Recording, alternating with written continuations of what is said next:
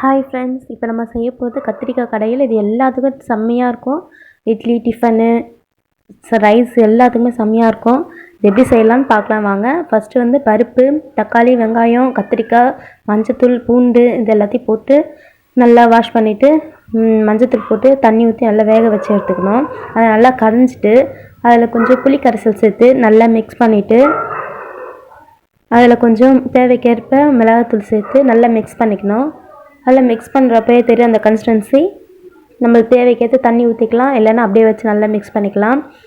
நல்லா மிக்ஸ் பண்ணிவிட்டு ஒரு தாளிப்பு கொடுத்துடலாம். ஃபஸ்ட்டு எண்ணெய் ஊற்றி நல்லா காயணும். காஞ்சதும் கடுகு, சீரகம், கருவேப்பிலை, கொத்தமல்லி, கொஞ்சம் 2 வரமிளகாய் எல்லாத்தையும் போட்டு நல்லா மிக்ஸ் பண்ணிவிட்டு அதுக்கு தேவையான அளவுக்கு சால்ட் போடணும். சால்ட் போட்டு நல்லா மிக்ஸ் பண்ணிகிட்டே இருக்கணும்.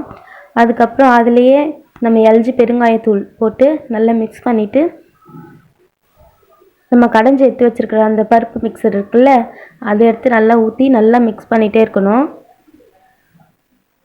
பாருங்கள் எவ்வளோ சூப்பராக பொரிஞ்சு வருது. அதில் வந்து அந்த பருப்பு மிக்சர் ஊற்றி நல்லா கொதிக்க வைக்கணும்.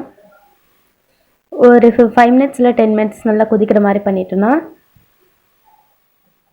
டிஃபனுக்கு, ரைஸ்க்கு, எல்லாத்துக்குமே, சப்பாத்திக்கு எல்லாத்துக்குமே சர்வ் பண்ணலாம். செம்ம டேஸ்டியாக இருக்கும்.